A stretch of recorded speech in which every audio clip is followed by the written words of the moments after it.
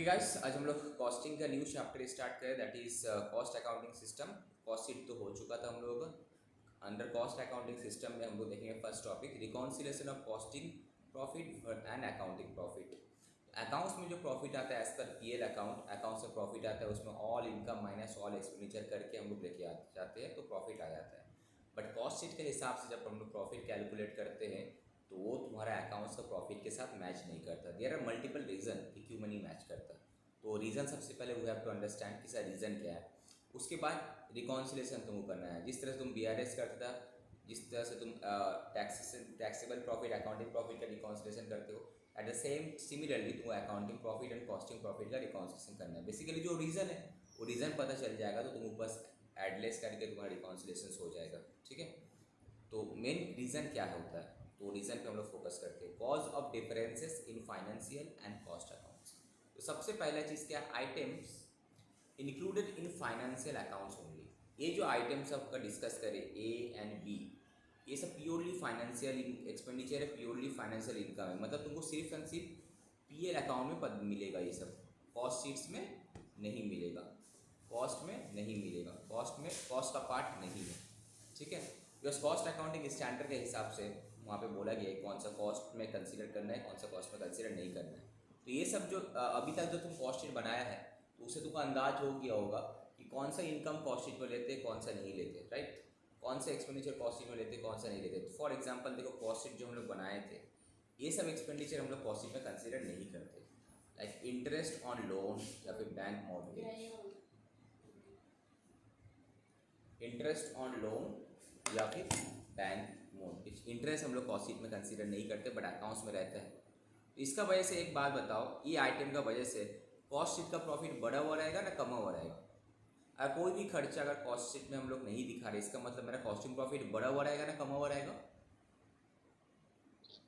Costing profit बढ़ा हुआ रहेगा। अब अगर बोलते हैं कि मैच करा हुआ अकाउंटिंग प्रॉफिट के साथ, तो अकाउंटिंग जिससे भी स्टार्ट कर रहे, अगर सपोज कॉस्टिंग प्रॉफिट से स्टार्ट करें तो कॉस्टिंग प्रॉफिट को उतना माइनस करना है। अगर अकाउंटिंग प्रॉफिट को इसका साथ मिलाना है तो अकाउंटिंग प्रॉफिट को उतना माइनस करना है, तब जाके मैच करेगा आपस में, राइट। नेक्स्ट बोला expense and discount on issue of shares debenture, ये सब अकाउंट्स में रहता है भाई, कॉस्ट में नहीं रहता। तो इसका भी वजह से कॉस्टिंग प्रॉफिट बढ़ा हुआ रहेगा एंड अकाउंटिंग प्रॉफिट कमा हुआ है, राइट। दूसरा अदर को भी capital loss, suppose loss by fire etcetera, ये भी अकाउंटिंग प्रॉफिट में अकाउंट्स में आएगा, कॉस्ट में नहीं आएगा। Loss on sale of fix assets, goodwill return of preliminary expenditure, income tax, donation, subscription, expenses of the company, share transfer, ये सब जो है एक्सपेंडिचर्स सिर्फ एंड सिर्फ अकाउंट्स में हम लोग दिखाते हैं। दीज आर बेसिकली हम लोग बोलते हैं नॉन कॉस्ट एक्सपेंडिचर, मतलब कॉस्ट में इसको एक्सपेंडिचर नहीं काउंट करते, non cost expenses. Interest on loans, expenditure, discount on issue of shares, debentures, other capital loss, loss on sale of fixed asset, ठीक है, goodwill, return of preliminary expenditure, income tax, donation, subscription, expenses. और ये सब भी जो income है ये भी तुम्हारा कॉस्ट में नहीं आता, सिर्फ ओनली हम लोग इनकम अकाउंट्स में कंसिडर करते हैं। कौन सा सर, जो सेम चीज़ था इंटरेस्ट था, यहाँ पे इंटरेस्ट रिसीव का बात करा, डिविडेंड रिसीव का बात करा, profit on sale of fixed asset का बात करा, transfer fee receive, rent receive, ये सब का बात कर रहे हैं। तो ये सब जो मेरा है अदर इनकम वगैरह जो है सब मेरा नॉन कॉस्ट इनकम है। क्या है, नॉन कॉस्ट इनकम है। दैट मीन्स सर अकाउंट्स में आएगा तो अकाउंट्स का प्रॉफिट बढ़ा हुआ है और कॉस्टिंग का प्रॉफिट कमा हुआ है। तो ये जो दो रीज़न है ये प्योरली कुछ फाइनेंशियल एक्सपेंडिचर, फाइनेंशियल इनकम का वजह से अकाउंट्स का प्रॉफिट एंड कॉस्टिंग का प्रॉफिट में डिफरेंस आ सकता है, राइट। तो अगर मिलाने बोले तो जिसका साथ मिलाने बोले, सपोज हम बोले कॉस्टिंग प्रॉफिट को अकाउंट्स के साथ मिलाए तो कॉस्टिंग प्रॉफिट अगर कमा हुआ है तो बढ़ा दो, कॉस्टिंग प्रॉफिट बढ़ा हुआ है तो कमा दो कंपेयर टू अकाउंटिंग प्रॉफिट। अगर बोलता है कि अकाउंटिंग प्रॉफिट को कॉस्टिंग के साथ मिलाओ, तो अगर अकाउंटिंग प्रॉफिट बढ़ा हुआ है cost compare to costing profit तो कमा दो, कमा हुआ है तो बढ़ा दो, बस खत्म। तीसरा, अब ये जो आइटम है सिर्फ नोशनल एक्सपेंडिचर है जो कि ना मेरा कॉस्ट में रहता है, like charges in lieu of rent, interest on capital at notional figure though not incurred, salary for the proprietor at notional figure though not incurred, notional depreciation on the asset fully depreciated for which block value is nil, इसका block value need होके तब भी तुम depreciation लगा रहे थे सब।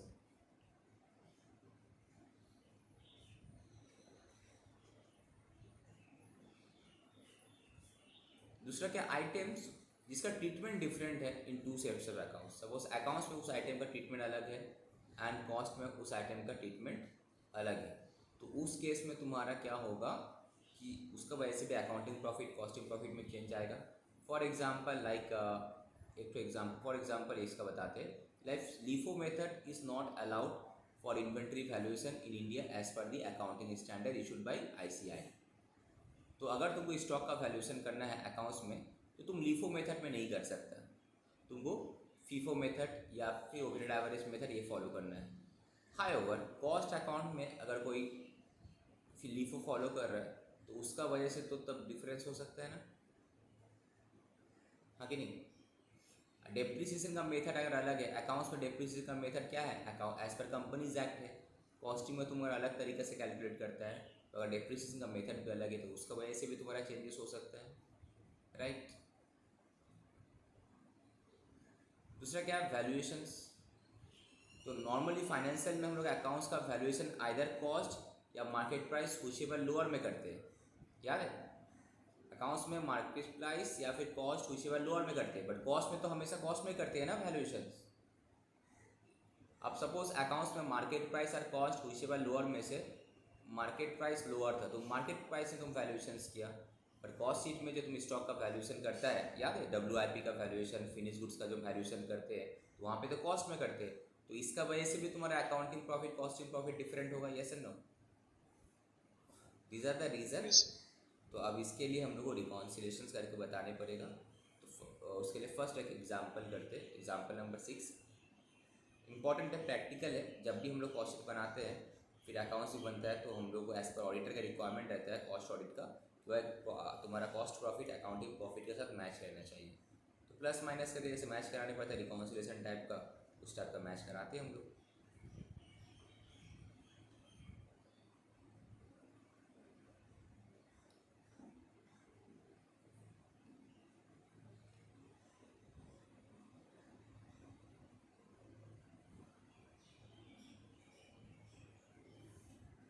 So question number 6 दिख रहा है, सेल हुआ है 25 लाख का, तो यहाँ से तुमको प्राइस मिल जाएगा डिवाइड करने से, राइट। मटेरियल इतना का खर्चा हुआ है, वेजेस है, फैक्ट्री ओवरहेड है, एडमिनिस्ट्रेटिव ओवरहेड है, प्रोडक्शन से रिलेटेड है, सेलिंग एंड डिस्ट्रीब्यूशन ओवरहेड है, एंड ये इतना तुम्हारा फिनिश गुड्स है। तो फिनिश गुड्स क्या होता है, कॉस्ट ऑफ गुड्स को जब कैलकुलेट करते हैं माइनस कर देते हैं, राइट। WIP क्या करते हैं, जब हम लोग वर्क कॉस्ट कैलकुलेट करते हैं मटेरियल का तो वहीं पे एडजस्ट हो जाएगा, लेबर ओवरहेड वगैरह जो भी है तुम्हारा WIP ना। गुडविल रिटर्न ऑफ, ये गुडविल रिटर्न ऑफ जो है अकाउंट्स में आएगा बट कॉस्ट में तो नहीं आएगा। इंटरेस्ट और लोन टेकन अकाउंट्स में आएगा, कॉस्ट में तो नहीं आएगा, ठीक है। In this costing record factory overhead जो है ये तुम्हारा एक्चुअल खर्चा है, ये जो है तुम्हारा फाइनेंशियल रिकॉर्ड से पता चल रहा है ऊपर में जो खर्चा है एक्चुअल खर्चा। Now in the costing records factory overhead is charge at 100% of wages. जो तुम्हारा वेजेस था उसका 100% हम लोग फैक्ट्री ओवरहेड चार्ज करते हैं, एंड एडमिन ओवरहेड चार्ज करते हैं, जो मेरा फैक्ट्री कॉस्ट होगा उसका 10%, ठीक है। And selling and distribution overhead कितना चार्ज करेंगे, एट द रेट ऑफ ₹1। तो ये हम कॉस्ट में चार्ज करेंगे, ये हम जब कॉस्ट शीट बनाएंगे तो हम उसमें ये फिगर कंसिडर करेंगे, बट एक्चुअल में खर्चा तुम्हारा ये हुआ है ना, factory overhead, admin overhead, selling distribution overhead. तो एक्चुअल खर्चा तुम कॉस्ट शीट में अब्जॉर्व कितना क्या, इन दोनों में डिफरेंस होने से भी अकाउंटिंग प्रॉफिट कॉस्ट प्रॉफिट नहीं मिलेगा, जिसको हम बोलते हैं ओवर एब्जॉर्प्शन अंडर एब्जॉर्प्शन। क्या होता है ओवर एब्जॉर्प्शन, मतलब तुम कॉस्ट में कितना दिखाया खर्चा और एक्चुअली में खर्चा कितना हुआ। अगर कॉस्ट में तुम ज़्यादा खर्चा दिखा दिया मतलब ओवर एब्जॉर्ब हो गया, तो कॉस्टिंग प्रॉफिट तुम्हारा कमा हुआ रहेगा, तो कमाने के लिए माइनस करने पड़ेगा। अगर कॉस्ट में तुम कम दिखाया दैट इज अंडर एब्जॉर्ब है, तो कॉस्टिंग प्रॉफिट बढ़ा हुआ है तो उसको ऐड करके मैच कराने पड़ेगा। नाउ बताते हैं कि सबसे पहले प्रॉफिट कैलकुलेट करें, statement reconciling the profit as per cost record with profit records. तो सबसे पहले हमको प्रॉफिट कैलकुलेट करने पड़ेगा, अकाउंट्स प्रॉफिट। अकाउंट्स प्रॉफिट जैसे कैलकुलेट करते हैं ट्रेडिंग पे, ये अकाउंट्स वाला प्रॉफिट करेंगे। सेल क्लोजिंग स्टॉक दिया हुआ है 1,50,000, WIP का वैल्यूएशन 70,000 दिया हुआ है ना, टोटल वर्क इन प्रोग्रेस आ गया 70,000। ओपनिंग स्टॉक था नहीं, material, wages, factory overhead, admin, selling, good return of interest loan, ये सब जो ऊपर का खर्चा था अकाउंट्स का रिलेटेड था। तो हम लोग डेली तो अकाउंट्स में प्रॉफिट आता है 10,000 रुपया। ओके, बट सर आप कॉस्टिंग प्रॉफिट कैलकुलेट करके देखो। अब हम कॉस्ट शीट बनाएंगे, right. Now I will prepare the cost sheets.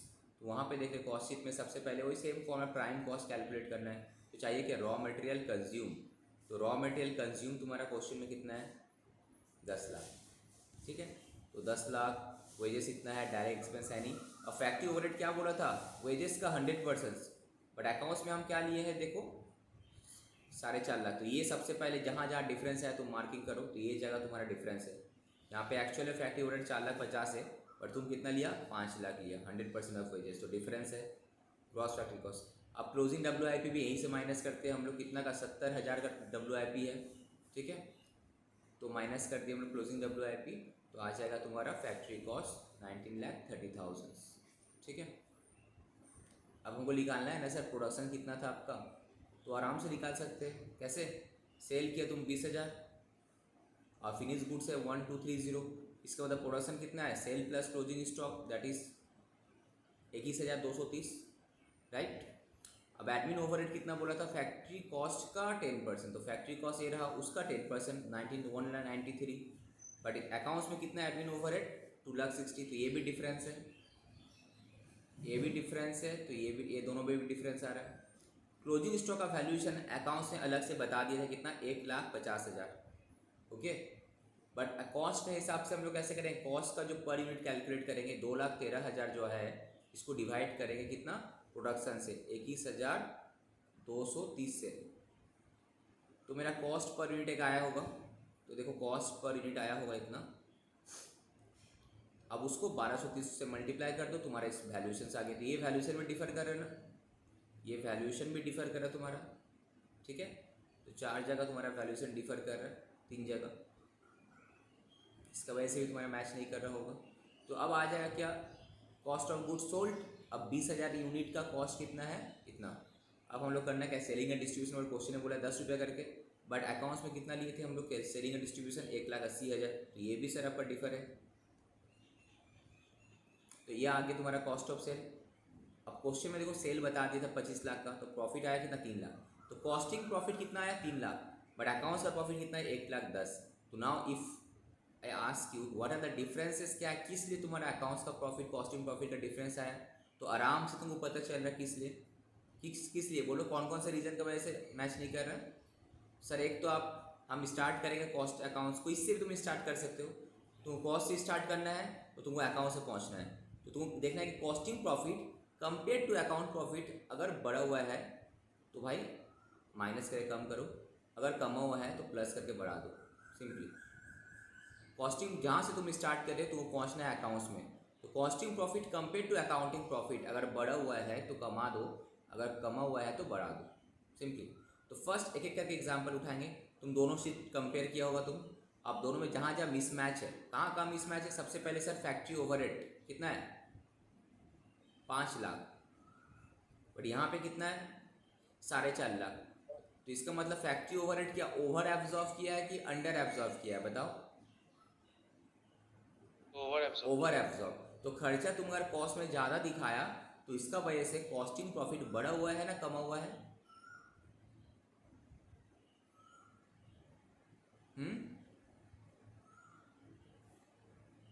अरे भाई खर्चा ज़्यादा दिखाने से प्रॉफिट बढ़ता है ना कमता है, बोलो। प्रॉफिट तो कम हो गया, खर्चा कम ज्यादा हो गया, दिखा है इसका मतलब हमको अगर अकाउंट्स के साथ मिलाना है तो ऐड करने पड़ेगा, देखो यहाँ पे ऐड किया है, तो ओवर एब्जॉर्ब जो तुम किया था 50,000 से, तो कॉस्टिंग प्रॉफिट कमा हुआ है तो उसको बढ़ाने पड़ेगा, तो ऐड किया हम, ओके, समझ में आया। नेक्स्ट, और कौन सा मिसमैच था सर, WIP 70,000 है, यहाँ पे भी 70,000 है, ओके, इसमें कोई मिसमैच नहीं था। दूसरा सर एडमिन ओवरहेड, आप दिखाए हो कितना 1,93,000, अकाउंट्स में कितना है 2,60,000, तो एडमिन ओवरहेड क्या है, ओवर एब्जॉर्ब कि under absorb, sir under absorb, तो अंडर एब्जॉर्ब मतलब कम दिखाया, तो अगर हम खर्चा कम दिखाया कॉस्टिंग प्रॉफिट में, it means what, costing profit बढ़ा हुआ है, तो कॉस्टिंग प्रॉफिट अगर बढ़ा हुआ है तो सर कमाने पड़ेगा, 67,000 से कमाने पड़ेगा, हमको कमा दिए। नेक्स्ट तुम्हारा क्लोजिंग स्टॉक ऑफ वैल्यूएशन, इसमें आ रहा है 1,23,000, इसमें आ रहा है 1,50,000, तो क्लोजिंग स्टॉक ऑफ वैल्यूएशन तुम क्या किया, कम किया, तो क्लोजिंग स्टॉक ऑफ वैल्यूएशन अगर कम किया है तुम कॉस्ट में, इसका मतलब कॉस्टिंग प्रॉफिट कम आ रहा है, क्लोजिंग स्टॉक तो इनकम साइड में आता है, कॉस्टिंग प्रॉफिट कम आ रहा है, तो इसका मतलब कॉस्टिंग प्रॉफिट को बढ़ाना है तो दोनों का डिफरेंस जो है, जो वैल्यूएशन ऑफ क्लोजिंग स्टॉक इतना से डिफरेंस आ रहा है, इतना से हमको कॉस्टिंग प्रॉफिट को बढ़ाने पड़ेगा, राइट, ऐड करने पड़ा। नहीं समझ में आने से बोलना। नेक्स्ट क्या है? नॉन कैश भी आ गया। उसके बाद तुम्हारा सेलिंग एंड डिस्ट्रीब्यूशन ओवरहेड यहाँ पे 2 लाख है, यहाँ पे कितना है 1,80,000, तो यहाँ पे ओवर एब्जॉर्व किया तो कॉस्टिंग प्रॉफिट कमा हुआ है तो बढ़ा दो, सॉरी अंडर एब्जॉर्व है क्या, ओवर एब्जॉर्ब ओवर एब्जॉर्ब है, हाँ, तो अगर ओवर एब्जॉर्ब है तो माइनस होता, तो उल्टा कर दिए, गलत कर दिया, एक्चुअली ये माइनस होगा, खर्चा ज़्यादा दिखा है ना यहाँ पे 2 लाख, और यहाँ पे तुम्हारा क्या है 1,80,000, तो खर्चा ज़्यादा दिखा है, मतलब मेरा कॉस्टिंग प्रॉफिट क्या है, कमा हुआ है, ठीक है, ओवर एब्जॉर्ब कमा हुआ है तो ठीक है, ऐड बढ़ाने पड़ेगा, कॉस्टिंग प्रॉफिट कमा हुआ है, खर्चा ज़्यादा दिखा है तो कॉस्टिंग प्रॉफिट कमा हुआ है तो बढ़ाने पड़ेगा, ठीक है। नेक्स्ट, और कौन सा डिफरेंस, बस खत्म, और तो कुछ नहीं होना चाहिए। तो नॉन कॉस्ट अच्छा हाँ, एक्सपेंसेस गुडविल, हाँ ये वाला गुडविल जो नॉन कॉस्ट था, goodwill return of SC accounts में दिखा है, तो अकाउंट्स में अगर गुडविल रिटर्न ऑफ दिखा है तो अकाउंट्स का तो मेरा प्रॉफिट कम हो गया, बट मेरा कॉस्टिंग का प्रॉफिट तो बढ़ा हुआ है, तो कॉस्टिंग का प्रॉफिट को उतना से कमाओ, goodwill return of non cost, ठीक है। उसके बाद इंटरेस्ट ऑन लोन अकाउंट्स में तुम खर्चा दिखा दिए, कॉस्ट में तो नहीं दिखाया, तो उसका वजह से भी कॉस्टिंग प्रॉफिट बढ़ा हुआ है तो उसको भी कमाओ भाई, तो ये 2 रीज़न बस, तो अल्टीमेट देखो तुम्हारा मैच कर जाएगा, ये कॉस्टिंग प्रॉफिट जो है ये सब एड लेस करने से अकाउंटिंग प्रॉफिट ये सब मैच करे, जस्ट मैच ही कराना है तुमको, जस्ट लाइक अ BRS, ठीक है। अब सेम क्वेश्चन नंबर 7 में आओ, ये तो स्टोर से है, इसको छोड़ो,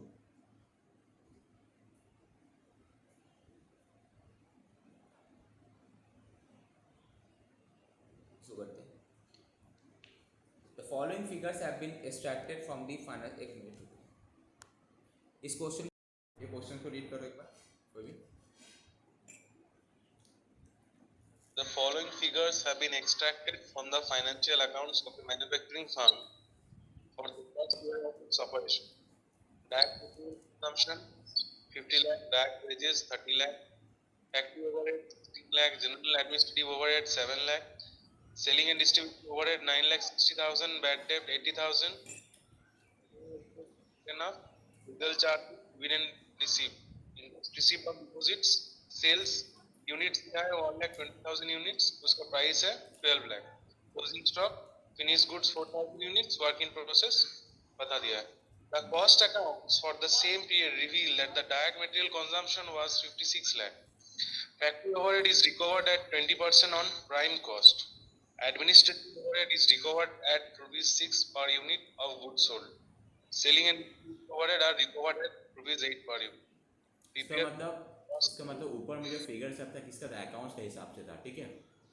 अब कॉस्ट में तुम क्या किया, नीचे बता दिया, तो जहाँ जहाँ डिफरेंस आ रहा होगा तुमको समझ में आ जाएगा, सबसे पहले चीज़। दूसरा आप देखो, देख रहे नॉन कॉस्ट, ऐसा कौन सा आइटम है जो ओनली अकाउंट्स में है बट कॉस्ट में नहीं है, तो इसमें नॉन कॉस्ट क्या क्या है बताओ तो।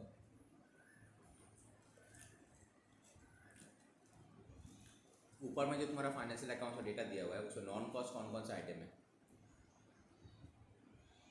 जो कॉस्ट का पार्ट नहीं, जो कॉस्ट में कंसीडर नहीं करते हम लोग।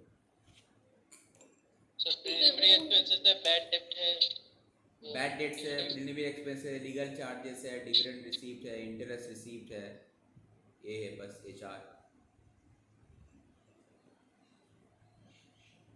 एडमिनिस्ट्रेटिव ओवरहेड को ये लोग हमेशा कॉस्ट ऑफ गुड्स सोल्ड के बाद ऐड कर रहे हैं। वो लोग अज्यूम ये कर रहा है कि प्रोडक्शन से रिलेटेड नहीं है, assumption लिखना पड़ेगा सर, हाँ, या लिख फिर हम देना, लोग जनरली, हाँ लिख या देना। फिर सर क्या इसको हम लोग ऊपर डाल सकते हैं? हाँ आंसर तुम्हारा सेम ही आएगा, बट दरकार क्या है, जब क्वेश्चन में नहीं, क्वेश्चन में जब बता देगा स्पेसिफिकली कि प्रोडक्शन से रिलेटेड है तब तुम पहले दिखाना वर्क कॉस्ट फैक्ट्री ओवरहेड का वहाँ पे, अदरवाइज तुम भाई नॉर्मली ये लोग जैसे कर रहा है फॉलो कर रहा है फॉर्मेट में उसी करना।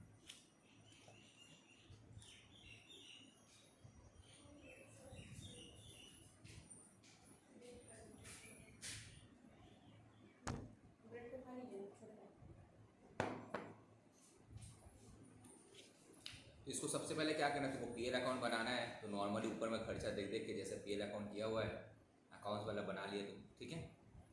इसमें तो कोई दिक्कत नहीं है। पी एल अकाउंट में तुम्हारा नेट प्रॉफिट आ जाएगा 12,90,000, इसमें कोई झमेला नहीं।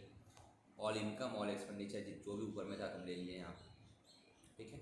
अब तुम कॉस्टिंग प्रॉफिट कैलकुलेट करेगा कैसे, वही मटेरियल डायरेक्ट वेजेस, देखो ये तुम्हारा मैच कर रहा है, मटेरियल एंड डायरेक्ट वेजेस तुम्हारा मैच कर रहा है, prime cost. But factory overhead जो तुम लेगा कितना यहाँ पे बता दिया था, कितना, प्राइम कॉस्ट का 20%, तो प्राइम कॉस्ट का 20% ये तुम्हारा देखो फैक्ट्री ओवरहेड मैच नहीं कर रहा होगा, वहाँ पे कितना है, मटेरियल भी मैच नहीं कर रहा है सर। क्यों 50, अच्छा अच्छा अलग है, हाँ मटेरियल भी मैच नहीं कर रहा, ठीक है। तो जहाँ जहाँ मैच नहीं कर रहा वो तुम्हारा रिकॉन्सिलेशन का पार्ट बनेगा। नेक्स्ट क्या है तुम्हारा, फैक्ट्री ओवरहेड मैच नहीं करेगा ये भी। फिर फैक्ट्री ओवरहेड के बाद ही हम लोग क्या करते हैं, जब ये निकालते वर्क कॉस्ट, तो क्लोजिंग WIP अगर है तो माइनस करते हैं। क्लोजिंग WIP का फिगर यहाँ पे कितना दिया था अकाउंट्स में, 2,40,000। 2,40,000, तो यहाँ भी 2,40,000 ले रहे हैं। क्या प्रोडक्शन का फिगर दिया हुआ है बुक में, अच्छा नहीं है। अगर तुम्हारा क्वेश्चन है प्रोडक्शन रहता, प्रोडक्शन तो है तो 1,20,000 और 40, 1,24,000, तो एक काम करो, तो जो 1,03,020 है ना उसको डिवाइड करो तो 1,24,000 से कितना आ रहा है,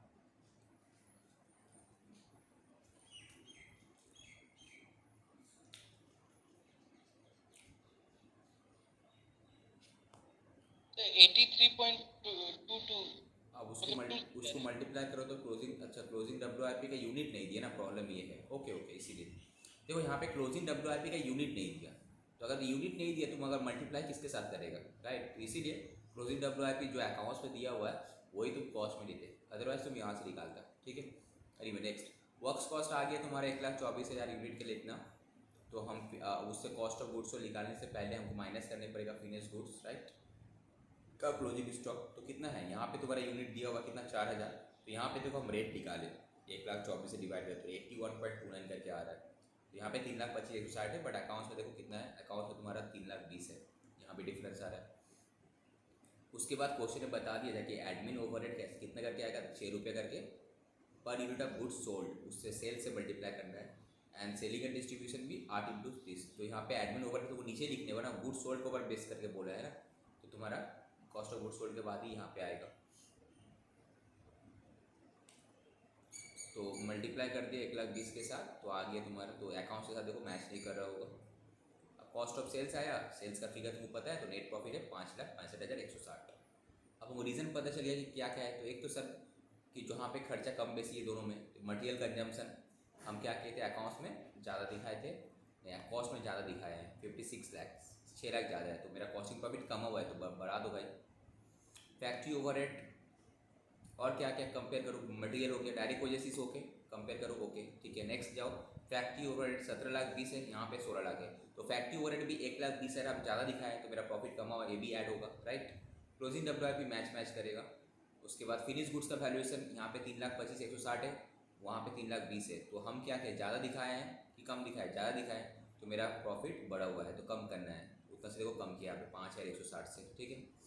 नेक्स्ट एडमिन ओवरहेड 7,20,000 है, वहाँ पे कितना आ रहा है एडमिन ओवरहेड 7 लाख, तो हम 20,000 ज़्यादा दिखाए, तो मेरा प्रॉफिट कम हुआ है, तो ऐड करना है 20,000, ओके।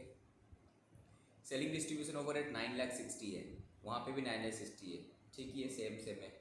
अब क्या बचा तुम्हारा, non cost, bad debt, preliminary expenditure, legal charges, ये सब जो खर्चा है अकाउंट्स में है बट कॉस्ट में नहीं, इसका मतलब कॉस्टिंग प्रॉफिट बढ़ा हुआ है तो कम करना है, देखो कम कर दिया, bad debt, preliminary expenditure, legal charges से माइनस कर दिया। अब इनकम साइड में आ जाओ, डिविडेंड रिसीव, इंटरेस्ट रिसीव, ये सब क्या अकाउंट्स में तो है बट कॉस्ट में तो नहीं है, तो कॉस्टिंग प्रॉफिट कम हुआ है तो इसको ऐड करो, तो नॉन कॉस्ट इनकम को हम ऐड कर दिए, तो नॉन कॉस्ट एक्सपेंडिचर को माइनस किए, नॉन कॉस्ट इनकम को ऐड कर दिए, बस मैच करिए। समझ में आ रहा है? Yes sir. अब आया था हम डायरेक्ट उस स्टैंडर्ड पे।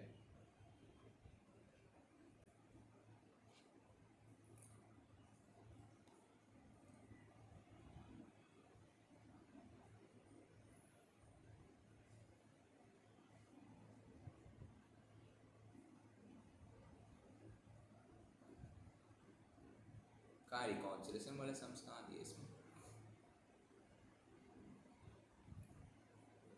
ज़्यादा तो तेरा लेजर अकाउंट वाला ही दिया है, देखो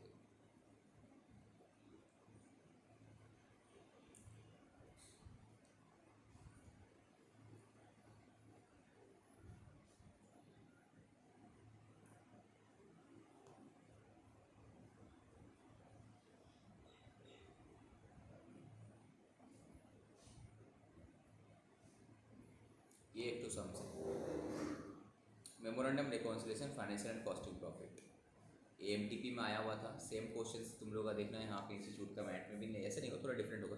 बस तुम देखो नया कुछ मिल रहेगा यहाँ पे। फैक्ट्री ओवरहेड अंडर एब्जॉर्ब क्या ट्रीटमेंट होगा पता है तुमको, एडमिन ओवरहेड पता है, डेप्रिसिएशन देखो डेप्रिसिएशन इन फाइनेंशियल अकाउंट्स अलग है, कॉस्ट अकाउंट अलग है, तो इसका भी ट्रीटमेंट समझ में आ जाएगा तुम लोगों को, ठीक है। इंटरेस्ट यहाँ पे क्या डायरेक्ट प्रॉफिट बता दिया, यहाँ पे क्या तुमको costing profit accounting profit calculate नहीं करने पड़ा, तो टाइम बचा दिया तुम्हारा। अब डिफरेंस प्रॉफिट बता दिया, अब रिकॉन्सिलेशन करो। तो फॉर एग्जांपल तुम अगर कॉस्ट से स्टार्ट करा 10,20,000 से, ठीक है, तुमको अकाउंट से पहुंचना है, तो फर्स्ट ट्रीटमेंट क्या हुआ, फैक्ट्री ओवरहेड और अंडर एब्जॉर्ब। इसका मतलब क्या, कम रिकवर किए, तो मेरा प्रॉफिट बढ़ा हुआ है तो माइनस कर दो, फैक्ट्री ओवरहेड अंडर एब्जॉर्ब को देखो माइनस कर दिए हम यहाँ पे। उसका डेप्रीसिएशन जो है अकाउंट्स में 6,50,000 है, कॉस्ट में 5,50,000, तो कॉस्टिंग प्रॉफिट बढ़ा हुआ है तो कम कर दो भाई 1,00,000 से। Interest on investment not included in cost accounts, तो ये इनकम ऐड नहीं किया हुआ है तो ऐड कर दो। इनकम टैक्स प्रोवाइडेड नहीं है तो ये माइनस करो कॉस्टिंग से। इंटरेस्ट ऑन लोन ये भी नहीं है, माइनस करो। ट्रांसफर फी क्रेडिट इनकम में नहीं ऐड किया हुआ, ऐड करो। स्टोर एडजस्टमेंट क्रेडिट है मतलब इनकम है, ये भी ऐड करो। डिविडेंड रिसीट इनकम ऐड करो, बस खत्म। अब ये तुम्हारा 2018 में आया हुआ था देखो। कंपनी का लॉस है तुम्हारे अकाउंट्स में 2,43,000 और कॉस्ट अकाउंट में लॉस है 2,48,000। तो जो भी डिफरेंस है इसका रिकॉन्सिलेशन करने के लिए बोल रहा है, ये डायरेक्ट वो रीज़न बता दिए यहाँ पे। क्या बोला कि वर्क्स ओवरहेड ओवर रिकवर, ज़्यादा रिकवर कर लिया, मतलब क्या प्रॉफिट कमा हुआ है कॉस्ट का तो माइनस कर दो, सॉरी कमा हुआ है तो प्लस करना है ना, बढ़ाना है ना हमको। सेलिंग ओवरहेड अंडर रिकवर है, अंडर रिकवर मतलब खर्चा कम दिखाए, खर्चा कम दिखाए तो प्रॉफिट बढ़ा हुआ है तो कम करने पड़ेगा यहाँ पे अंडर रिकवर वाला को। ओवर रिकवर था तो कम हो गया तो प्लस कर दिए, अंडर रिकवर था तो ज़्यादा प्रॉफिट दिखा रहे भाई उतना से कम करो, कम कर दिए। अब देखो admin overhead under recover, admin overhead under recover मतलब कम खर्चा दिखाए हैं तो प्रॉफिट बढ़ा हुआ है तो इसको भी माइनस करना है, कितना से 27,700 से, ठीक है। डेप्रीसिएशन ओवर चार्ज, अगर डेप्रीसिएशन कॉस्ट में ओवर चार्ज किए हैं तो मेरा प्रॉफिट क्या कमा हुआ है ना बढ़ा हुआ है, बोलो कमा हुआ है तो प्लस करने पड़ेगा, तो प्लस किए हम यहाँ पे। Bad debt return of in financial accounts, तो अकाउंट्स में बैड डेट है कॉस्ट में नहीं है तो कॉस्ट में प्रॉफिट क्या बढ़ा हुआ है तो कम करो है बैड डेट का वजह से, नॉन कॉस्ट जितना ही माइनस होगा एक्सपेंडिचर है तो। उसका प्रीलिमिनरी एक्सपेंडिचर अकाउंट्स में तो यहाँ नहीं है तो यहाँ पे माइनस करो, 5,000 माइनस किया। इंटरेस्ट इनकम अकाउंट्स में तो यहाँ नहीं थे, 7,500 को ऐड करो, बस मैच कर गया तुम्हारा। समझ में आ रहा? Yes sir. और नवंबर 12 का आया था उसको देखो,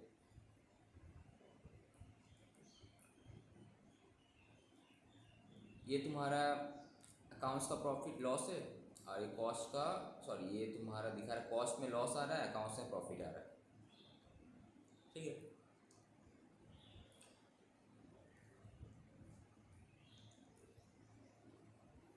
तो स्टार्ट कहाँ से करेंगे हम लोग, अगर हम लोग स्टार्ट कॉस्ट से करेंगे तो कॉस्ट के बारे में सोचना है कि कॉस्ट अकाउंट करेंगे, costing profit compare to accounting profit अगर बढ़ा हुआ है तो कम कर दो, कमा हुआ है तो प्लस कर दो, ठीक है।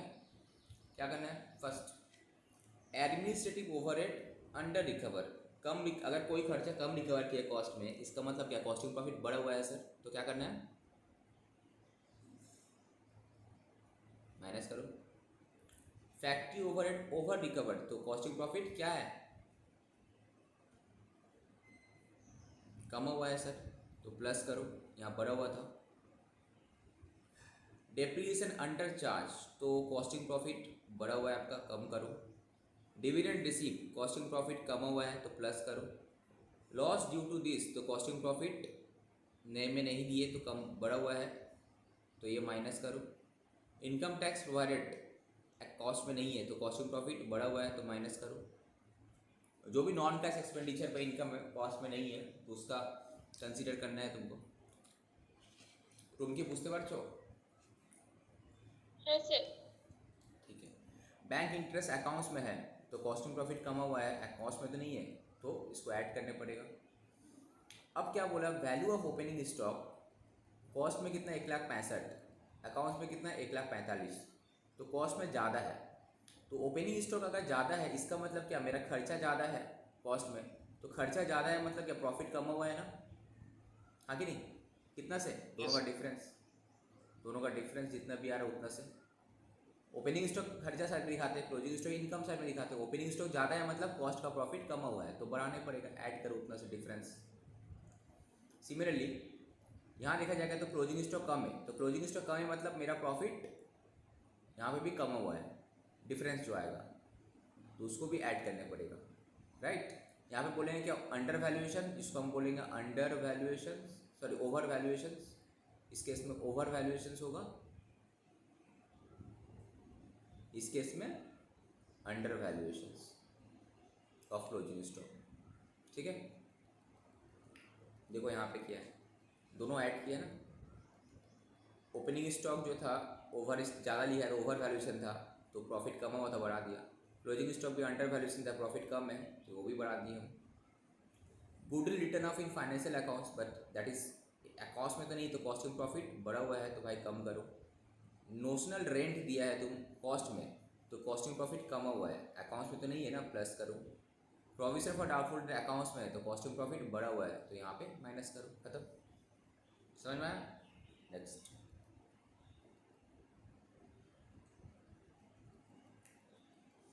एकदम सिंपल है, ये हो जाएगा, इसमें आ जा। ये अकाउंट की तरह करने के लिए बोला है, मतलब यहाँ तो मैं स्टार्ट किया कॉस्ट अकाउंटिंग से, पहुँचना है यहाँ पे, ठीक है। तो बेसिकली जो जो तुम्हारा इसमें ऐड होगा खर्चा, ठीक है, यहाँ पे कॉस्टिंग प्रॉफिट जहाँ पे भी कम हुआ है, कम करना है तो यहाँ पे अब बढ़ाना है यहाँ पे, ठीक है। डेबिट साइड में क्या किया, यहाँ पे 16-25 से स्टार्ट किए थे। फैक्ट्री ओवरहेड ओवर एब्जॉर्ब है, तो फैक्ट्री ओवरहेड ओवर एब्जॉर्ब है मतलब, सॉरी अंडर एब्जॉर्ब है मतलब कम एब्जॉर्ब की, और बढ़ाना है तो डेबिट करना है तो और डेबिट कर दो। खर्चा करना है, एक्सपेंडिचर बढ़ाना है, यहाँ पे कर दो। इनकम कमाना है, यहाँ पे करो। एक्सपेंडिचर कमाना है, यहाँ पे करो। इनकम दिखाना है, यहाँ पे करो, क्रेडिट में करो, बस। ये आया था एग्जाम में, मेमोरेंडम रिकॉन्सिलेशन अकाउंट बनाने के लिए, तो अकाउंट फॉर्म में तुमको बनाना है। सिमिलर देखो इनकम टैक्स हम लोग क्या कॉस्ट में नहीं दिए थे तो दिखाया डेबिट किए, ये भी नहीं था कॉस्ट में डेबिट किए, ये भी नहीं था ओवर वैल्यूएशन मतलब ज़्यादा दिखा दिए तो कम करना है इनकम, तो ये इनकम कम किए तो डेबिट किए। एक खर्चा कम दिखाए थे तो डेबिट किए, ये ज़्यादा दिखा दिए थे क्रेडिट कर दिए। उल्टा करना है ना, इनकम दिखाना है तो क्रेडिट करो, ट्रांसफर फी क्रेडिट करो। डेप्रिसिएशन क्या ज़्यादा दिखा दिए थे तो वो भी क्रेडिट करो, बस समझ में आया? डेबिट क्रेडिट ये वाला। खर्चा ज़्यादा दिखाना है और तो डेबिट करो, इनकम कम करना है क्रेडिट करो, खर्चा कम करना है क्रेडिट करो, इनकम ज़्यादा दिखाना है क्रेडिट करो, इनकम कम करना है डेबिट करो। समझ गया? ओके, इसमें कोई डाउट? मेमोरेंडम रिकॉन्सिलेशन अकाउंट में नो सर। ठीक है, ये वाला 2019 वाला सम्स करा देते हैं। एक मिनट, इसको एक बार देखो 19 वाला।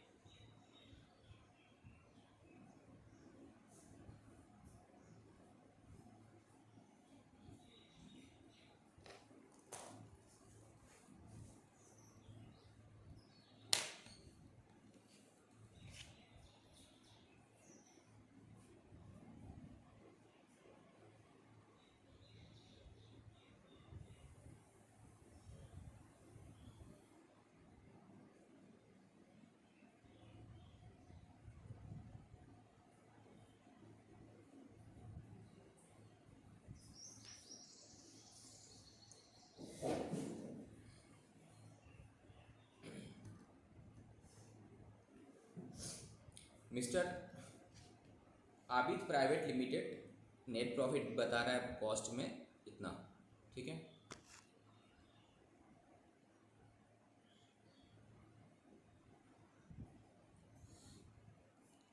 एंड अकाउंट्स में 15,000, तो रीज़न पता चला कि भाई वर्क्स ओवरहेड जो है ना अंडर रिकवर्ड कॉस्ट में, इसका मतलब क्या, कॉस्ट में अगर खर्चा कम है इसका मतलब कॉस्टिंग प्रॉफिट क्या है, बढ़ा हुआ है, तो बढ़ा हुआ है तो कम तो करना घटा है। देंगे। ऑफिस ओवरहेड जो है कॉस्ट में ज़्यादा दिखा दी तो कॉस्टिंग प्रॉफिट कमा हुआ है तो प्लस करना है भाई। डिविडेंड रिसीव किया तो कॉस्टिंग प्रॉफिट कमा हुआ है तो प्लस करना है। इंटरेस्ट ऑन कॉस्टिंग प्रॉफिट में नहीं है तो प्लस करना है। ये सब क्या नॉन कॉस्ट है, ये क्या है, ये नॉन कॉस्ट इनकम था, ये जो कॉस्ट में लिए ही नहीं थे हम, तो प्लस करना है ना। कोई भी प्रोविजन हम लोग कॉस्ट में नहीं दिखाते, ये भी तुम्हारा क्या था, नॉन कॉस्ट था। पेन चेंज का कलर चेंज कर देते, नॉन कॉस्ट था, ठीक है। तो ये भी तुम्हारा कॉस्टिंग प्रॉफिट खर्चा नहीं दिखाया तो कॉस्टिंग प्रॉफिट बढ़ा हुआ है तो कम करना है। ऑफसेलेंस ऑफ लॉस ये भी तुम्हारा नॉन कॉस्ट था, कॉस्ट में नहीं दिखा है तो बढ़ा हुआ है तो कम करना है। Store adjustment debit in financial accounts, ठीक है, ये भी नहीं दिखा है तो कॉस्टिंग प्रॉफिट बढ़ा हुआ है तो माइनस करो। डेप्रीसिएशन चार्ज किए इसमें इतना इसमें इतना, तो कॉस्टिंग प्रॉफिट में ज़्यादा किए तो प्रॉफिट कमा हुआ है तो माइनस करो 5,000 से, राइट, सॉरी प्लस करो, कमा हुआ है ना, प्लस करो, बस खत्म। अब जो चीज़ तुम वहाँ पे किया, जहाँ पे भी तुमको लगा कॉस्टिंग प्रॉफिट, ये रहा तुम्हारा कॉस्टिंग प्रॉफिट से स्टार्ट किया, कहाँ गिरे, सॉरी, यहाँ पे प्रॉफिट था ना, प्रॉफिट तो क्रेडिट साइड में आएगा 48,400, और अकाउंट्स में क्या था, लॉस था, तो लॉस रहने से हम लोग किस साइड में दिखाते, उल्टा साइड में दिखाते, ये रहा तुम्हारा नेट लॉस। तो मैच कराना है तो लेट्स सी कहाँ से करेंगे हम लोग, जो भी चीज़ तो मेरा प्लस करना, खर्चा दिखाना है तो डेबिट साइड में करेंगे हम लोग। देखो डेबिट साइड में जितना भी एक्सपेंडिचर दिखाना है हमको और इंक्रीज़ करना है, यहाँ इनकम कम करना है, यहाँ अगर एक्सपेंडिचर कम करना है तो क्रेडिट, इनकम दिखाना है तो क्रेडिट, बस वही तो हम यहाँ पे किए, प्लॉट कर दिए, समझा, मैच चल कर जाएगा देखना। ओके, ये वाला तुम लोग कर लेना, इसमें कोई दिक्कत नहीं आना चाहिए। 2014 का भी क्वेश्चन है, सेम टाइप का क्वेश्चन है, हो जाना चाहिए। मेमोरेंडम रिकॉन्सिलेशन, नॉर्मल रिकॉन्सिलेशन नहीं पूछे, जस्ट मेमोरेंडम किया, तो वही डेबिट क्रेडिट का चक्कर है। ये 2010 में भी सेम टाइप का क्वेश्चन आया हुआ है, memorandum reconciliation, same same same repeat करते हैं। ये करते हैं, दिसंबर में आया था, QTR इम्पोर्टेंट है। मैं तुम कॉस्ट शीट बनाने पड़ेगा पहले, कॉस्ट शीट बनाने के बाद शायद रिकॉन्सिलेशन करने के लिए दिया है, तो वो भी सेम ही है। मेमोरेंडम नहीं करने बोला, रिकॉन्सिलेशन करने के लिए बोला, वही आना भी चाहिए एक्चुअली में। इसके बुक में था ना ये वाला क्वेश्चन, से तो पूरा स्टडी मैट का क्वेश्चन है, ये तो स्टडी मैट में अभी हम लोग करा चुके हैं वाला क्वेश्चन, ठीक है। ये भी क्वेश्चन जो है ओवर, ये भी तुम देख लेना, सेम है, स्टडी मैट में कवर कर चुके हैं।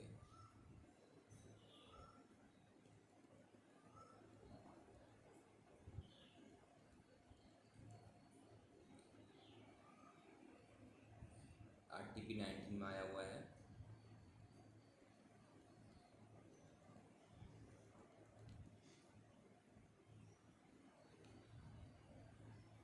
MTP में आया हुआ है ये,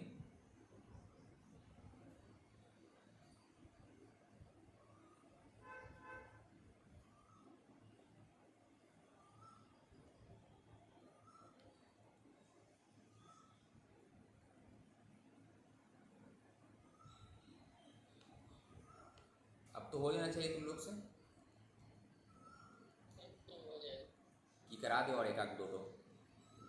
स्टोर कंट्रोल अकाउंट बोला, हाँ ये हो जाएगा ना, ये वाला स्पेशली देख लेना जो एग्ज़ाम में आया हुआ है ना, ये वाला कौन सा, ये तो सिंपल है, इसके बाद वाला कौन सा है,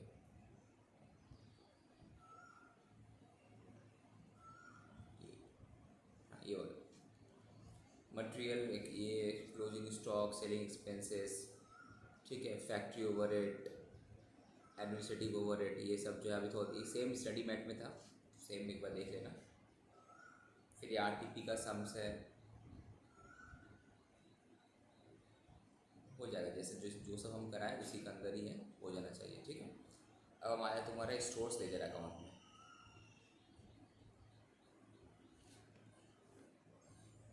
हम लोग कराए थे इंटीग्रल अकाउंटिंग सिस्टम कराए थे, जिसमें रिकॉन्सिलेशन हम लोग किए थे। अब जो नॉन इंटीग्रल अकाउंटिंग सिस्टम है, ठीक है, it is a system of accounting under which separate ledgers are maintained for both cost and financial accounts के लिए।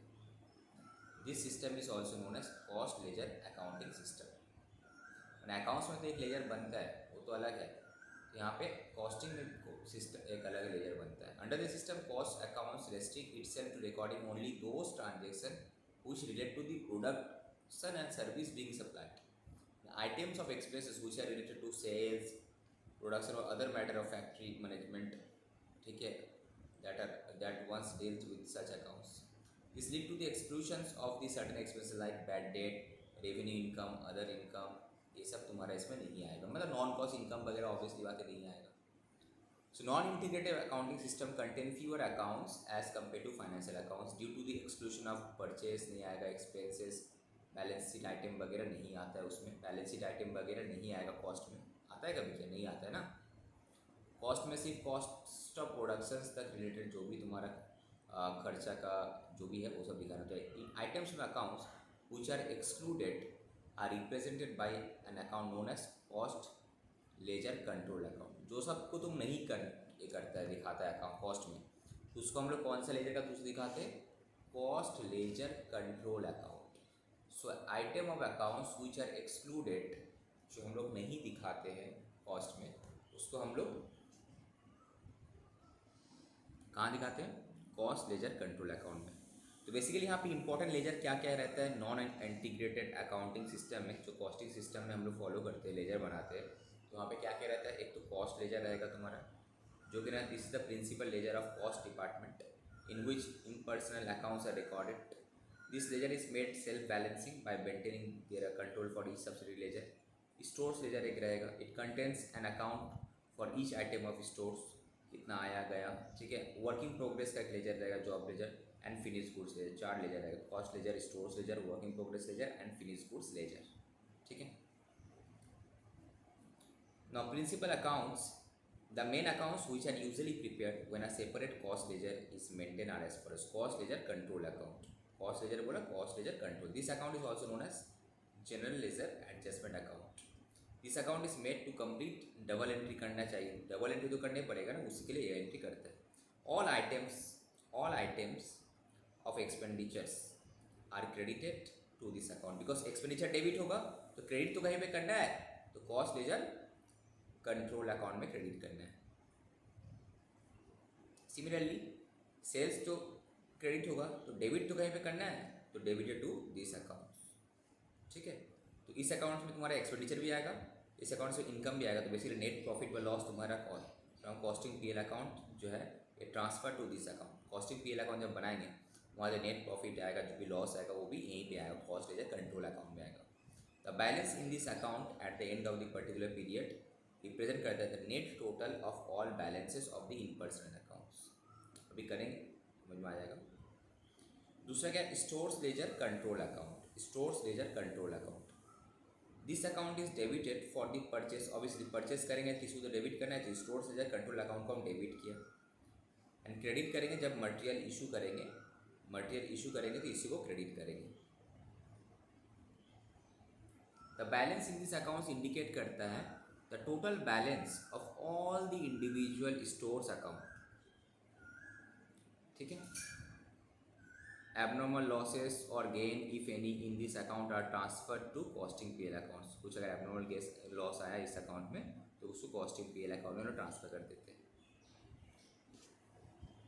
सिमिलरली तुम्हारे यहाँ पे क्या है, वेजेस कंट्रोल अकाउंट। ये बेसिकली क्या है, वेजेस से रिलेटेड एक हर चीज़ का एक कंट्रोल अकाउंट होना चाहिए। जैसे कि तुमको यहाँ पे चाहिए था cost ledger control account, store control account. अब वेजेस भी तो है तुम्हारा क्वेश्चन में रहता है, तो wages this account is debited with the total wages paid, direct wages, ठीक है, ये सब तुम्हारा इसमें आएगा। Wages paid for abnormal item जो है are transfer to costing PL account, ठीक है। Manufacturing production works factory overhead का कंट्रोल अकाउंट, जितने भी ओवरहेड का कंट्रोल अकाउंट लिखे, ओवरहेड का जितना भी इनडायरेक्ट मटेरियल, इनडायरेक्ट खर्चा वगैरह डेबिट करने के लिए यहाँ पे अगर ओवर रिकवर्ड हो गया observe is credited to this accounts.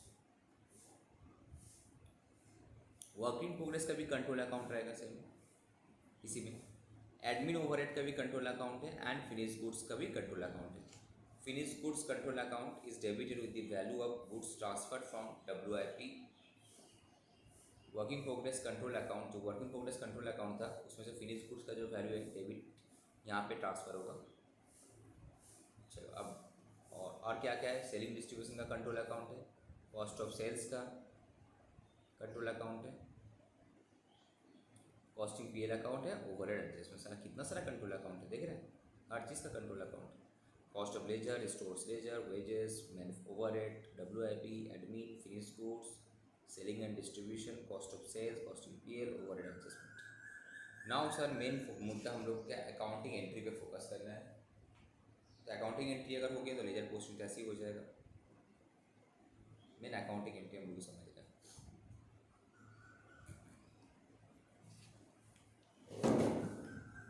The manner in which the cost ledger when maintained on a double entry basis would operate, इस एग्जाम्पल के साथ यहाँ पे दिखाया है। सपोज तुम कोई परचेस किया, कितना का परचेस किया, 5,000 का परचेस किया, चाहे क्रेडिट हो या फिर कैश हो, तो एंट्री क्या होगी। तो परचेस किया तो सबसे पहले क्या होगा, तुम्हारे पास स्टॉक आया होगा तो मटेरियल कंट्रोल अकाउंट में तुम डेबिट किया यहाँ पे।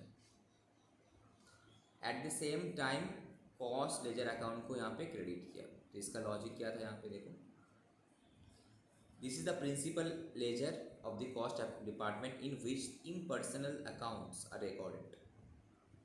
ठीक, तो कॉस्ट लेजर कंट्रोल अकाउंट था ये। तो कॉस्ट लेजर कंट्रोल अकाउंट में क्या आता है, this ledger all item of expenditure are credited to this account.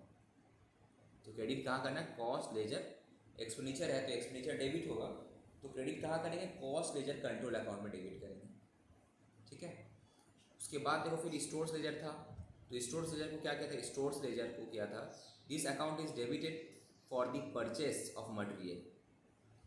जब परचेस करेंगे मटेरियल तो स्टोर्स लेजर कंट्रोल अकाउंट को डेबिट करेंगे, और जब इशू करेंगे फिर इसको क्रेडिट करेंगे। तो ठीक है, सो हम लोग क्या किए यहाँ पे, सबसे पहले परचेस हुआ था, तो परचेस हुआ तो material control account debit to cost ledger control account. Okay, और एक एंट्री गिरेगा तुम्हारा क्या, कि मटेरियल कंट्रोल को ख़त्म करना है हमको, उसको लेके चले जाना है स्टोर्स लेजर कंट्रोल अकाउंट में। तो store ledger control account debit to material, तो अल्टीमेटली तुम्हारा कट कूट के क्या हुआ, मटेरियल कट हो गया, एंट्री क्या हुआ, stores ledger control account debit to cost ledger control account. But इसको 2 बार में दिखाना है। Sometimes material account is dispense with and entries are directly made into this, जो बोला कि हम stores ledger account debit to cost ledger control, stores ledger control account debit to cost ledger control account, ये होगा ना ultimately. तो जब भी कॉस्ट लेजर को ये लोग क्या कैश की तरह ट्रीट कर रहे हैं क्या? कॉस्ट लेजर को बेसिकली तुम्हारा क्रेडिट अगर पार्टी को देना है, क्रेडिट या फिर बैंक पेमेंट जो है टू कैश करते हैं ना, तो उसके बदले cost ledger control account. Material purchase करेगा तो नॉर्मली कहता है purchase account debit to party या फिर कैश, तो जो टू पार्टी टू कैश यहाँ पे तो ऐसा कुछ रहता नहीं ना, तो उसको कॉस्ट लेजर कंट्रोल अकाउंट में सबसे करते हैं। अब मटेरियल परचेस करेगा अल्टीमेटली स्टोर्स लेजर में जाना चाहिए, तो वहाँ पे ठीक है स्टोर्स लेजर में लेकर आके स्टोर्स लेजर कंट्रोल अकाउंट में लेकर आके। तो आधा तुम 2 बार में भी एंट्री कर सकता है या 1 बार में भी एंट्री कर सकता है। परचेस करेगा material control account debit to cost ledger control account, credit करने बोला था, जब भी परचेस होगा क्रेडिट इसको करना है और डेबिट इसको करना है। ठीक है, 2 बार में एंट्री, अदरवाइज डायरेक्टली करो stores ledger account debit to cost ledger account, ये भी हम लोग कर सकते हैं डायरेक्टली।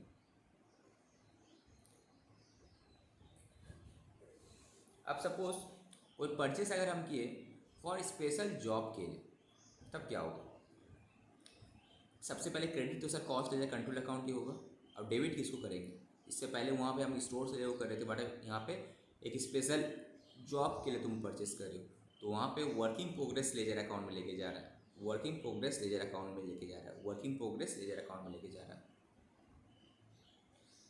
इस चैप्टर से, ये टॉपिक से कभी कभी क्वेश्चन आ जाता है, तो छोड़ के मत जाना, देख लेना। नेक्स्ट, अब जो मटेरियल परचेस किए थे उसको रिटर्न करे, ठीक उल्टा एंट्री तो उल्टा होगा ना, क्या होगा, वहाँ पे स्टोर लेजर को डेबिट किए थे, यहाँ क्रेडिट हो जाएगा, कॉस्ट लेजर अकाउंट डेबिट हो जाएगा। ओके, यहाँ तक कोई डाउट? परचेस में एंट्री क्या करेंगे हम लोग, store ledger account debit to cost ledger. अगर स्पेशल जॉब के लिए परचेस तो एंट्री WIP या ledger control account debit to cost ledger. अगर रिटर्न करेंगे तो cost ledger control account debit to stores ledger उल्टा एंट्री। अब मटेरियल तुम्हारे पास इशू कर रहा है, प्रोडक्शन डिपार्टमेंट को तुम भेज रहा है, तो नॉर्मली हम लोग एंट्री क्या करते हैं, consumption account debit to stock. But यहाँ पे हम लोग कैसे एंट्री कर रहे हैं, देखो WIP कंट्रोल अकाउंट को हम डेबिट किया, स्टोर लेजर जब आया था स्टोर लेजर डेबिट था, जब जाएगा तो स्टॉक लेजर क्रेडिट होगा, ठीक है। और डेबिट करे work in progress control account को, ये डायरेक्ट इशू किए थे। अगर इनडायरेक्ट मटेरियल इशू किया तो तुम्हारा ओवरहेड में जाना चाहिए, तो production overhead control account debit to store ledger control account. तो यहाँ पे अगर तुम आएगा WIP के इसमें देखो,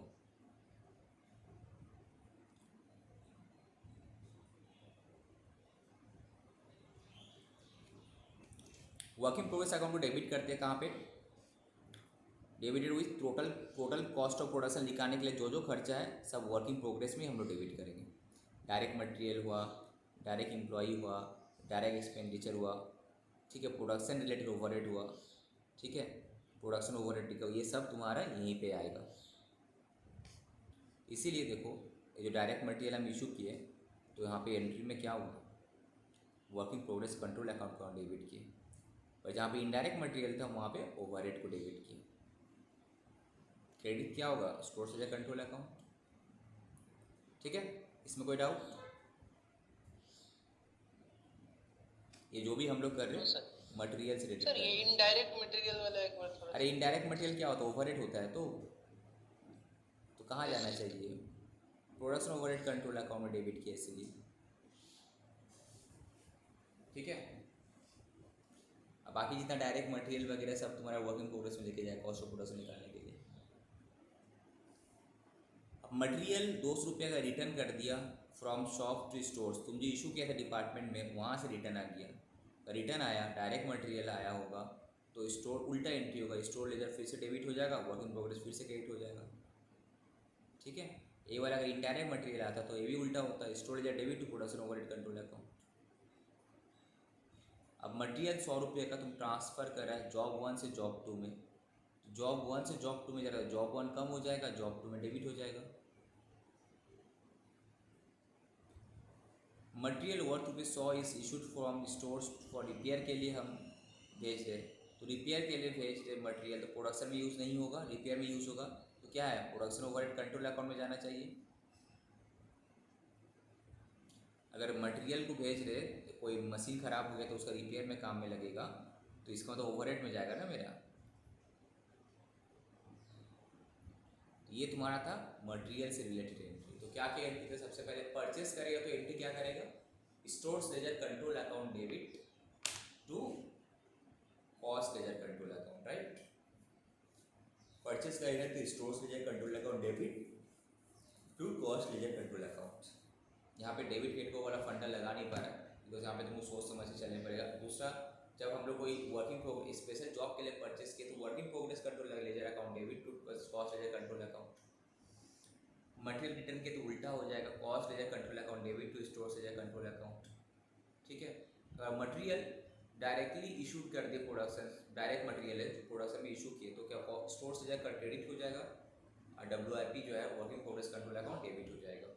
अगर इनडायरेक्ट मटेरियल इशू किए हैं तो ओवरहेड जो है डेबिट हो जाएगा, कंट्रोल अकाउंट डेबिट हो जाएगा, स्टोर से क्रेडिट हो जाएगा, ओके। अगर मटेरियल सपोज शॉप से रिटर्न आ गया तुम्हारे पास तो उल्टा एंट्री, स्टोर लेजर फिर से स्टोर लेजर फिर से डेबिट हो जाएगा, वर्क इन प्रोग्रेस फिर से क्रेडिट हो जाएगा। अगर हम मटेरियल को इशू कर रिपेयर्स के लिए, प्रोडक्शन के लिए नहीं करे तो production control account debit, overhead control account debit to store ledger control account, ठीक है। मटेरियल से रिलेटेड कोई डाउट, क्या क्या अकाउंट इन्वॉल्व है मटेरियल में, एक तो सर कॉस्ट लेजर अकाउंट है, वर्किंग प्रोग्रेस अकाउंट है, स्टोर्स लेजर अकाउंट है, प्रोडक्शन ओवरहेड कंट्रोल अकाउंट।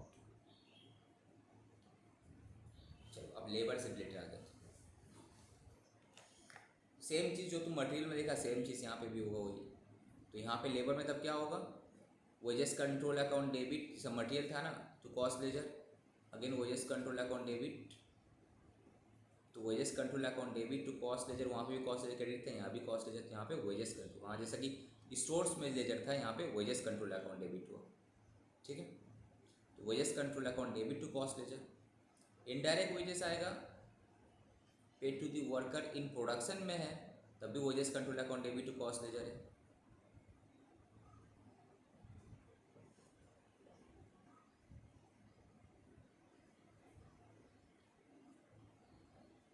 उसके बाद वेजेस कंट्रोल क्रेडिट करके तो इसका मतलब डायरेक्टली हम कर सकते हैं एंट्री कि sir production overhead control account debit, production overhead control account debit to cost ledger control account, ये डायरेक्टली हम कर सकते हैं। आप पहले वेजेस टू कॉस्ट लेजर किए, फिर कॉस्ट लेजर को आप कट करके प्रोडक्शन ओवरहेड में लेके गए, तो डायरेक्टली तुम एंट्री कर लो। तब क्या करेंगे हम, production overhead control account debit to cost ledger control account. ये भी same indirect wages paid to the administration, तो यहाँ पे हम क्या किए, administrative control overhead account debit to cost ledger, ये कर लेंगे हम, राइट, दो बार एंट्री नहीं करके। Indirect wages paid to the worker in selling distributions, या फिर दो बार ही करना, अगर एक बार में डायरेक्ट करेगा तो मार्क्स काट भी सकता है। तो पहले वेजेस कंट्रोल में करके कॉस्ट लेजर में करें, अब वहाँ से हटा के वेजेस कंट्रोल क्रेडिट करके सेलिंग एंड डिस्ट्रीब्यूशन में लेकर चले गए हम लोग।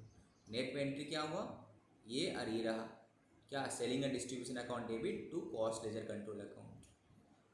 तो कॉस्ट लेबर से रिलेटेड क्या क्या खर्चा है, सिंपली है सर, सबसे पहले डायरेक्ट वेजेस है तो wages control account debit to cost ledger, बाकी इनडायरेक्ट वेजेस जो भी है, जो भी ओवरहेड से related, that overhead account debit to cost ledger control account. इसको एक बार में एंट्री कर सकता है या फिर दो बार में भी कर सकता है। तो दो बार में करना है तो पहले wages control account debit to करने पड़ेगा कॉस्ट लेजर, उसके बाद वो particular overhead control account debit to wages control account करना पड़ेगा, राइट। कोई डाउट इसमें कोई डाउट? No sir. ठीक है, तो फिर से हम लोग रिपीट करते हैं। सब मटेरियल में क्या देखें, मटेरियल परचेस करेंगे तो सिंपली सर आप एक काम कर, दो तरीका है, मटेरियल कंट्रोल से कॉस्ट लेजर में जाओ, फिर again store ledger account debit to material control, तो मटेरियल कंट्रोल कट हो गए, अल्टीमेटली एंट्री क्या गिरा, store ledger control account debit to cost ledger. अगर सर इन स्पेशल जॉब के लिए मटेरियल परचेस किए होंगे तो working progress ledger control account को डायरेक्ट डेबिट करें, कॉस्ट लेजर में लेके चले जाओ। रिटर्न किए तो उल्टा एंट्री होगा, स्टोर लेजर क्रेडिट हो जाएगा, कॉस्ट लेजर डेबिट हो जाएगा। अगर मटेरियल इशू के डिपार्टमेंट में कंजम्पशन के लिए तो ठीक है, तो WIP से ही मेरा कहाँ जाए कम, ये डेबिट होगा और स्टोर लेजर से कम होगा। इनडायरेक्ट इशू की, इनडायरेक्ट मटेरियल इशू किया जिस पर्पज़ के लिए किए होंगे उस पर्टिकुलर ओवरहेड कंट्रोल अकाउंट में जाएगा, स्टोर लेजर से कमेगा, ठीक है। लेबर अगर है sir wages control account debit to cost ledger करो, again cost wages control credit करके हमको लेके जाने पड़ेगा किसमें, उस पर्टिकुलर ओवरहेड से रिलेटेड है तो ओवरहेड में लेके जाने पड़ेगा। इससे डायरेक्टली हम कर सकते हैं overhead control account debit to wages control cost ledger, ये कॉस्ट लेजर कंट्रोल अकाउंट भी कर सकते हैं। इसका मतलब कॉस्ट लेजर कंट्रोल अकाउंट जो है डेबिट का, तुम्हारा क्रेडिट किस किस से हो रहा है, मटेरियल से भी क्रेडिट हो रहा है, वेजेस से भी क्रेडिट हो रहा है, राइट। चलो नेक्स्ट, अब कोई डायरेक्ट एक्सपेंडिचर हम किए फॉर कोई भी जॉब के लिए, ठीक है, तो जॉब जिस जॉब के लिए तुम कर रहे हो उस जॉब का WIP control account debit to cost ledger account. अब बचा सर ओवरहेड्स, ओवरहेड जो भी खर्चा किए होंगे, ओवरहेड इनकर्ड लाइक प्रोडक्शंस है, एडमिन है, सेलिंग डिस्ट्रीब्यूशन है, तो जो भी ओवरहेड तुम किया उस particular overhead control account debit to cost ledger control account, right. जो भी खर्चा किए दैट खर्चा account debit to credit. Carriage inward expenditure तो डेबिट होगा, क्रेडिट में कॉस्ट लेजर ही आ रहा है तुम्हारा। कैरिज इनवर्ड है डायरेक्ट तो फैक्ट्री, तो कैरिज इनवर्ड क्या तुम्हारा फैक्ट्री प्रोडक्शन ओवरहेड का ही पार्ट है, तुम्हारा इनडायरेक्ट खर्चा है, तो उसी में डेबिट हो जाएगा तुम्हारा। यहाँ तक तो कोई डाउट नहीं होना चाहिए। सो घर पे और एक बार देखना। अब क्या प्रोडक्शन ओवरहेड रिकवर किए 1000 रुपये का, तो अगर हमको प्रोडक्शन ओवरहेड रिकवर करना है 1000 रुपये से, ठीक है, तो अभी तक डेबिट किए थे, हम क्रेडिट कर देंगे उसको 1000 रुपये से, and working progress ledger control account में अल्टीमेटली क्या होता है, ओवरहेड को हम लोग ट्रांसफ़र करते हैं WIP में, ठीक है। यहाँ पे हम लोग ट्रांसफ़र करते, देखो यहाँ पे लिखा हुआ था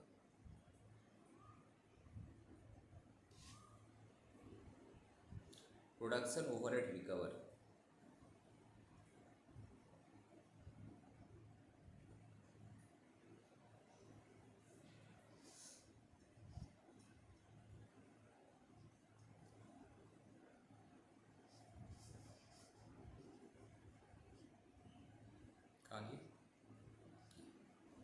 सो प्रोडक्शन ओवरहेड रिकवर क्या होगा, वर्किंग प्रोग्रेस लेजर अकाउंट में हम लोग अल्टीमेटली लेके जाना है, हम उसको डेबिट कर दिए, इसको ख़त्म कर दिए।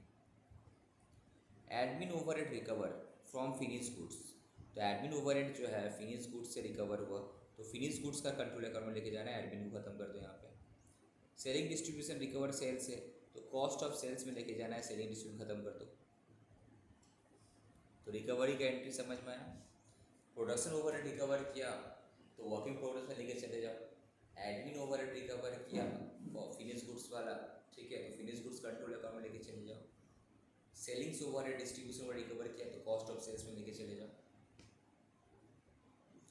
अब क्या तुम्हारा ओवरहेड अंडर रिकवरी हो गया या फिर ओवर रिकवरी हो गया। अगर अंडर रिकवरी किए, कम रिकवर किए, तो हमको डेबिट करना है ना, और तो कॉस्टिंग पी एन अकाउंट को डेबिट करो एंड एडमिन वाला ओवरहेड को क्रेडिट करो।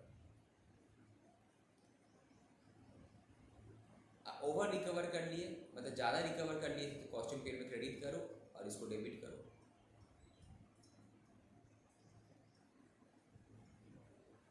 अब बचा तुम्हारा सेल्स का एंट्री, तो सेल्स का जो एंट्री हुआ तुम्हारा, तो कॉस्ट लेजर कंट्रोल अगर अभी तक क्रेडिट कर रहे हैं तो अल्टीमेटली उससे डेबिट हो जाएगा, और इसका जो भी प्रॉफिट आया हुआ यहाँ से कॉस्टिंग पीरियड में ट्रांसफर हो जाएगा।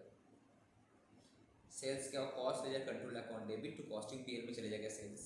अब प्रॉफिट आया कि लॉस आया, अगर प्रॉफिट आया होगा तो costing period debit to cost ledger control account, अगर लॉस आया होगा cost ledger account debit to costing period. तो सेल्स का एंट्री क्या है, बेसिकली तुम रखना है, एक्चुअली यहाँ पे लॉजिक ढूंढने का कोशिश करेगा तो बहुत हो नहीं पाएगा, तो तुम यहाँ पे रखना ही है बेसिकली। तो सेल्स का एंट्री होगा तुम्हारा cost ledger control account debit, because अभी तक क्रेडिट हो रहा था खर्चा में, लॉजिक बस ये खर्चा में क्रेडिट हो रहा था, cost ledger control account, income होगा तो डेबिट होगा, कॉस्टिंग पीरियड क्रेडिट करना है। प्रॉफिट हुआ तो क्या होगा तुम्हारा, कॉस्टिंग पीरियड में तुम्हारा डेबिट साइड में आना चाहिए, तो कॉस्टिंग पीरियड डेबिट होगा तो cost ledger control account. Loss आया तो क्रेडिट साइड में आना चाहिए कॉस्टिंग पीरियड का, तो कॉस्ट लेजर डेबिट और कॉस्टिंग पीरियड क्रेडिट। ये तुम्हारा अकाउंट है। तो मटेरियल कंट्रोल अकाउंट दिखा तुमको, wages control account, production overhead control account, ये सब कुछ तुम्हारा कहाँ जाएगा, वर्क इन प्रोग्रेस में जाएगा दोनों का। और एडमिन कंट्रोल फिनिश गुड्स में जाएगा, cost of goods sold, cost of sales, selling and distribution, cost of sales में आएगा। अब एग्जाम्पल देखते हैं, इसका बोला जर्नल एंट्री करो एंड लेजर अकाउंट बनाओ। एक बार एंट्री, एक दो सम्स देखना, और ये जो जर्नल एंट्रीज है ना, एक दो बार पढ़ लेगा, समझ में आया, ऐसा कुछ है नहीं। फॉर एग्जाम्पल यहाँ पे तुम्हारा ओपनिंग डेबिट बैलेंस दे दिया, स्टोर इसका इतना, इसका इतना, इसका इतना एंड इसका इतना, इसका इतना। नेक्स्ट 3 मंथ्स में ये सब ट्रांजेक्शन्स हुआ है। बोला फिनिश प्रोडक्ट एट कॉस्ट 2,10,835, तो फिनिश प्रोडक्ट का बनाने का खर्चा ये है, तो वर्किंग प्रोग्रेस क्रेडिट हो जाएगा मेरा and finish stock ledger account debit. Manufacturing overhead incurred किया हम, तो manufacturing overhead account debit to cost ledger control account. उसके बाद रॉ मटेरियल परचेज किए हम, रॉ मटेरियल अगर परचेज किए होंगे तो store ledger control account debit to cost ledger, right. अब वेजेस हुआ, फैक्ट्री वेजेस है, तो wages control account debit to cost ledger control account. Indirect labour है, तो इनडायरेक्ट लेबर तो working progress control account debit to wages control.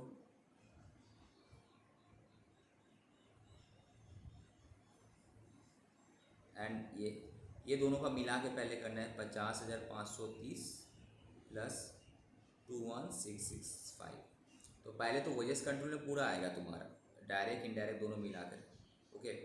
उसके बाद क्या होगा, जो तुम्हारा डायरेक्ट वेजेस था वो चले जाएगा वर्किंग प्रोग्रेस में, एंड जो इनडायरेक्ट वेजेस था वो चले जाएगा तुम्हारा ओवरहेड में। अल्टीमेटली वेजेस कंट्रोल पूरा कट हो गया। क्या किया, डायरेक्ट वेजेस तो प्रोडक्शन ओवरहेड में डालना है। प्रोडक्शन ओवरहेड के, और एक नाम है मैन्युफैक्चरिंग ओवरहेड। चलो मैन्युफैक्चरिंग ओवरहेड बोल रहे हैं यहाँ पे, बिकॉज यहाँ पे मैन्युफैक्चरिंग ओवरहेड बोल के अकाउंट किया है यहाँ पे, समझे। मैन्युफैक्चरिंग और प्रोडक्शन वर्ड तो एक ही है ना।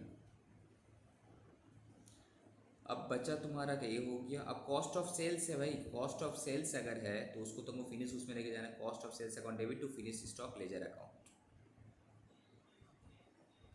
मटेरियल इशू किया तो स्टोर से जाए क्रेडिट हो जाएगा, वर्क इन प्रोग्रेस में चले जाएगा। सेल्स रिटर्न आ गया तुम्हारा, सेल्स किए थे रिटर्न आ गया तो कॉस्ट ऑफ सेल्स फिर से क्रेडिट हो जाएगा, फिनिश स्टॉक में आ जाएगा। Material return to the supplier को हम रिटर्न कर दिए तो जस्ट उल्टा एंट्री इसका। ओवरहेड चार्ज टू प्रोडक्शन, अगर मैन्युफैक्चरिंग ओवरहेड प्रोडक्शन में चार्ज करना है तो WIP में लेके जाना है। तुम जनरल एंट्री किया, बस उसी का तुमको पोस्टिंग करना है यहाँ पे बेसिकली, और कुछ नहीं। पोस्टिंग करके बैलेंस CD BD निकालना है। देखो CD BD निकालना है यहाँ पे, CD BD इसका तो ठीक है। बैलेंस होगा तुम्हारा, स्टार्टिंग यहाँ से था, यहाँ CD हुआ, ठीक है। स्टार्टिंग यहाँ से था, बैलेंसिंग किया, स्टोर से जाकर, ठीक है। बस वेजेस कंट्रोल अकाउंट जो था तुम्हारा, ये तो पूरा ही ख़त्म हो गया। वेजेस कंट्रोल नील हो गया था ना, ये नील। ओवरहेड कंट्रोल अकाउंट जो था इसका तुम्हारा बैलेंस था। वर्किंग प्रोग्रेस कंट्रोल अकाउंट का भी तुम्हारा बैलेंस रहेगा। फिनिश स्टॉक का भी बैलेंस रहेगा।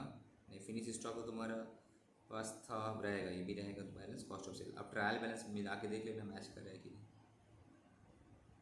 सेम तुम्हारा क्वेश्चन नंबर 2 है, बट बेसिकली तुमको अगर जनरल एंट्री समझ में आ गया होगा, ठीक है, तो ये भी हो जाएगा। ये डायरेक्ट जनरल नहीं करेगा, डायरेक्ट लेजर पोस्टिंग है। तुम क्या करना, एग्जाम में क्वेश्चन आया भी है तो पहले जनरल्स कर लेना, उसके बाद लेजर पोस्टिंग करना। Try to ignore this question exam में, बिकॉज ये गलती होने का चांसेस बहुत, इतना याद रहेगा नहीं। ओके, ये वाला एक बार देख लेना। तो बेसिकली तुमको पढ़ना है, फोकस करना है इस चीज़ पे, इस जनरल एंट्री पे। जो भी करना है इस जनरल एंट्री पे फोकस करना है। फिर से हम बता दे रहे करना क्या है तुमको। मटेरियल है भाई, मटेरियल परचेस किया तो तुम क्या करेगा, stores ledger control account debit to cost ledger control account, खत्म। उसके बाद कोई स्पेशल जॉब के लिए अगर तुम मटेरियल परचेस किया, working progress ledger control account debit to cost ledger, ठीक है। स्टोर्स होने के WIP डायरेक्टली कर दिए। रिटर्न किया तो जस्ट उल्टा एंट्री। अब मटेरियल अगर तुम प्रोडक्शन के लिए भेजा है, कंजम्पशन के लिए डायरेक्ट मटेरियल है तो कहाँ जाएगा, working progress control account debit होगा, स्टोर्स लेजर अकाउंट क्रेडिट हो जाएगा।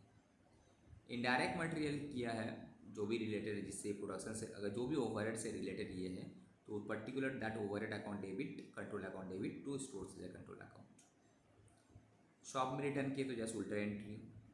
उसके बाद कोई भी ओवरहेड के लिए अगर खर्च इनकर किया खर्चा तो overhead control account debit to stores ledger. अगर लेबर है तो wages control account debit to cost ledger पहले करना है। उसके बाद अगर ट्रांसफ़र करना है हमको कहीं पे, तो अगर डायरेक्ट वेजेस से है तो तुम्हारा क्या WIP में चले जाएगा, इनडायरेक्ट वेजेस से तो ओवरहेड में चले जाएगा। बस ओवरहेड वगैरह जो है ट्रांसफ़र करना है इस तरह से हमको, that particular overhead control account debit to cost ledger. Recover करना है, प्रोडक्शन ओवरहेड रिकवर किया है तो working progress control account debit to production overhead control account. Same तो अगर तुम्हारा कॉस्ट ऑफ फिनिश गुड्स से रिलेटेड है तो finish goods ledger control account. Cost of sales से रिलेटेड है तो selling distribution overhead control account.